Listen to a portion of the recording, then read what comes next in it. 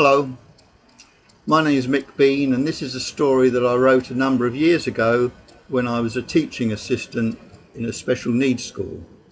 This is about my time as a schoolboy in the late 50s, early 60s. The classroom was huge. It had badly fitting ceiling windows covered in bird shit and moss. I spent many miserable hours gazing up between the droppings and cracked glass at the blowing clouds as they made their way to freedom across a clear blue sky. The floor was wooden, highly polished, shiny planks with ink stains between the bits where splinters poked up ready to catch a passing foot. We had two blackboards. One stood at the front of the class in a pool of scuffed white chalk dust.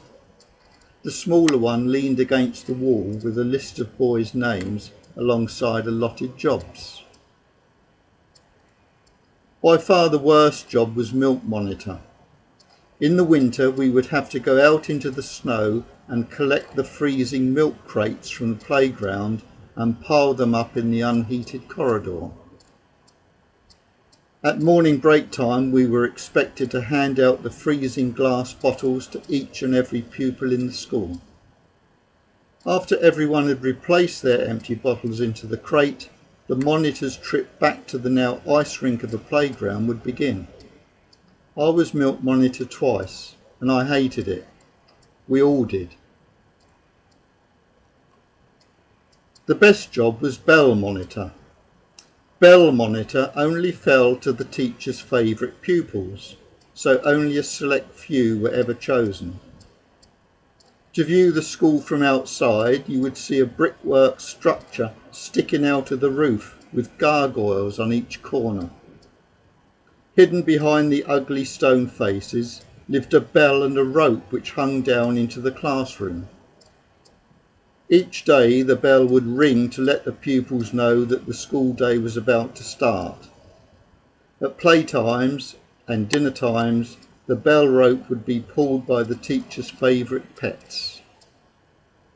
Little Johnny was teacher's pet and could do no wrong, so it seemed he was bell monitor almost every other week. Our teacher wore blue stained glasses. They rested on his cheeks and moved up and down when he spoke, and he had a habit of rubbing his hands together at chest height. I don't think he ever had a conversation with a pupil. He only ever told us what to do or spoke to us in a patronising manner. The only time he said anything nice to me was when he pulled me to one side during playtime to tell me, "You have nice shoes, Michael." He taught all the lessons.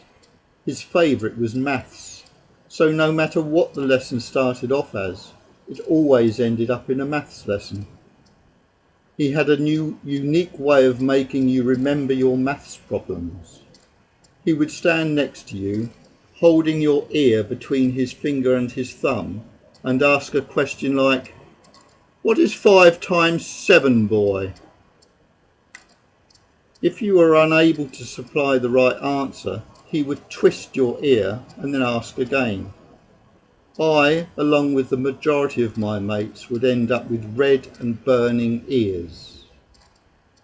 He picked on me often and seemed to enjoy using me as a sort of an example. "This is what you boys will end up like if you don't try."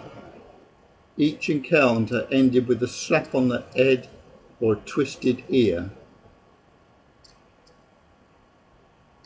I was far from average in lessons, as I and a few others had no idea what was going on.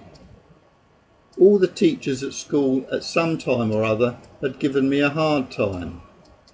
Not because I misbehaved or had been caught smoking behind the bike shed, but because I couldn't do what was asked. Maths was beyond me, and English, I just had no idea. I just couldn't understand it at all. I became ill. I didn't know what to do. At that time I didn't even know what was wrong. My only defence against the sadistic teacher was to sit at the back of the class and merge into the background. I remember when I was about 11 years old, a lady nurse came to school and gave me some tests to carry out. She explained to my mum that I probably would never read or write very well at all. I didn't understand this, as I had read many books, The Faraway Tree being my favourite. I was diagnosed dyslexic and left to get on with it. I understand now why it was thought I couldn't read. Because I couldn't spell, it was thought I couldn't read either. What the teachers didn't understand then, and to some extent still don't, was that recall, spelling, and recognition, reading, require two different brain functions. I had poor recall, but good recognition. My two older brothers had both been to the school and done very well. So well, in fact, that my eldest brother was nicknamed Professor by one of the teachers. When I was introduced to him, he rubbed his hands with glee. "Oh, another bean! I hope you're as bright as the other two." I could see his face drop when he realised I hadn't got my brother's brains. The cane was used frequently. The teacher was sadistic and seemed to get great fun out of hitting us kids. He had names for two of his canes. One he called Sir Percy Bendover and the other he called Sir Curly Clarence. They both lived menacingly on the ledge over the exit door for all to see. Each cane has its designated job. Sir Percy Bendover was used on boys who spoke out of turn. Every lesson was held in complete silence and we were only allowed to speak when spoken to. Also, if you were unable to do your work that he had set, he would slam your backside with 6 sharp thwacks from Sir Percy. Then it was back to your desk in humiliation and pain until the next thrashing. Sir Curly Clarence, on the other hand, was only ever used on 2 boys who were caught talking to each other. Both boys would have to bend over backside to backside while Sir Curly was used to thwack both of them together. My school days were a nightmare. I was bullied by teachers who had no idea about dyslexia or how it affected the world a dyslexic person lives in. I hated it.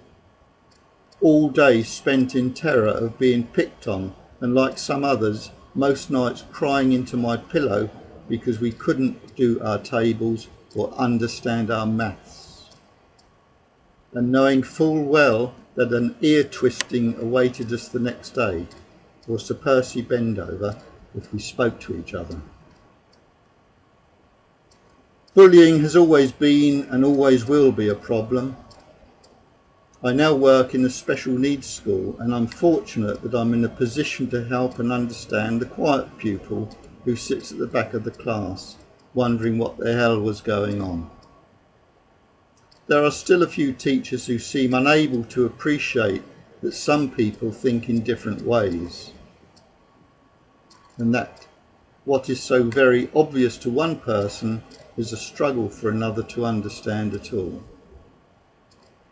If I see or hear things which are unjust, I speak out. If I can make just one pupil feel better about life, I will. That's all very much in the past now, and I'm out of education, and pleased that I am, in fact. But I do hope that some of my input down the years has helped the less fortunate ones amongst us. And I hope that brings a little relief perhaps to dyslexic people out there who feel that they're on their own. You're not on your own. There are people around that understand, and good luck with your life.